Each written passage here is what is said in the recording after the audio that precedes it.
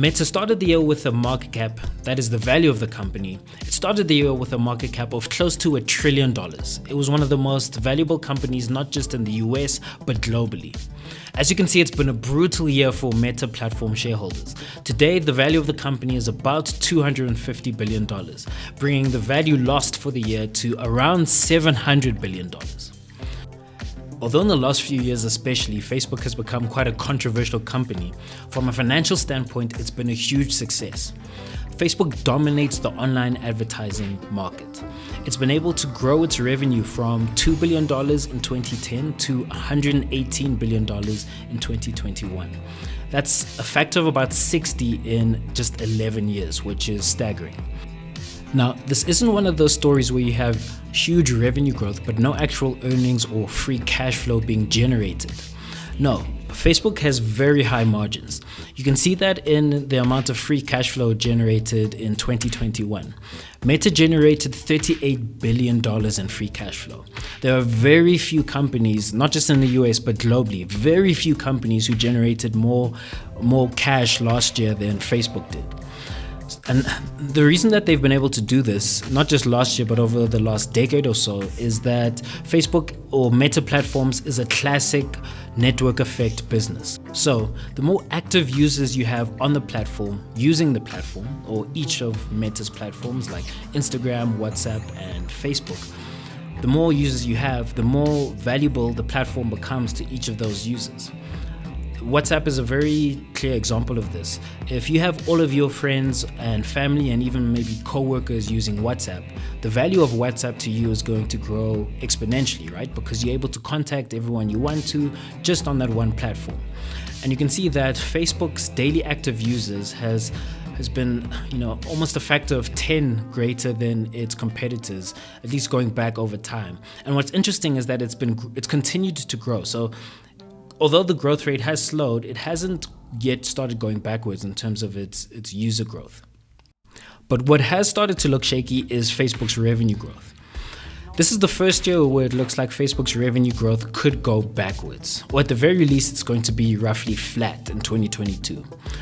If you look back at Facebook's history, going back all the way to 2008, it's consistently been a very high revenue growth business. It's been a growth stock. That's how investors have looked at it. And this is the first year where it looks like revenue is going to be coming in flat, definitely not at a double-digit or 20% plus rate, which is a huge change in how investors are having to look at the business.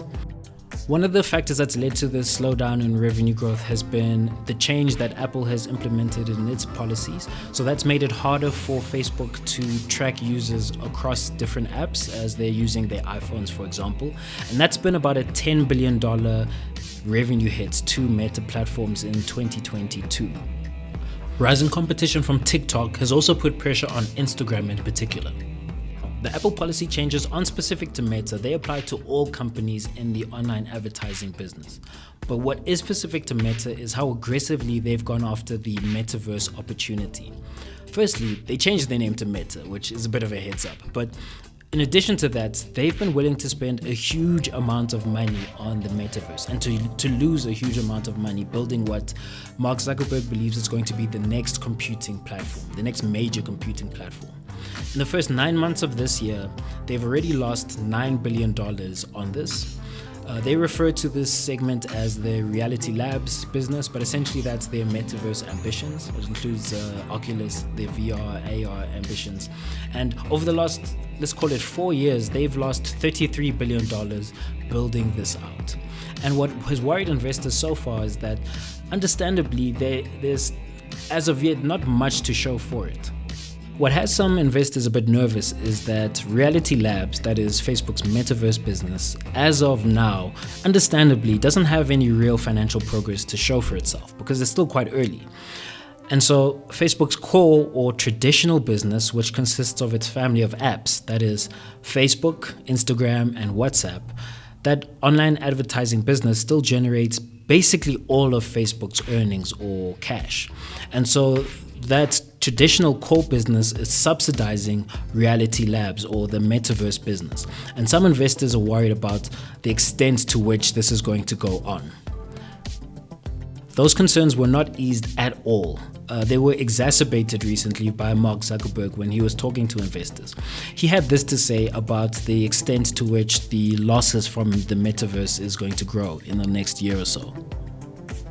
We expect Reality Labs expenses will increase meaningfully again in 2023. Ultimately, I mean, look, I get that a lot of people might disagree with this investment, but from what I can tell, I think that this is going to be a very important thing, and I think it would be a mistake for us to not focus on any of these areas, which I think are going to be fundamentally important to the future. But it's not just Facebook spending on the metaverse that has investors worried.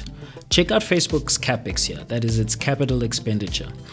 It's taken a huge step up as well, from about $19 billion in 2021 to about $33 billion this year. They are spending this in two main areas. The first is AI capacity. That's going to be things like more expensive servers and networking equipment. And the second is going to be in its data center footprint. These are very expensive investments, and the challenge for investors is that this is coming at a time when Meta's revenue growth has slowed down significantly. And that's obviously got some investors worried. Whether or not you agree with Mark Zuckerberg's vision of what the next computing platform is going to look like, you have to commend him for putting his money where his mouth is. He hasn't sold any Meta stock in 2022, and the value of his stock or his holdings in Meta have taken a bit of a knock. They've gone from $118 billion at the start of the year to $34 billion today. So he's lost about $84 billion in 2022 in his Meta stake. Mark Zuckerberg is clearly betting the farm on Meta. Whether or not that turns out to be a bet well made, time will tell.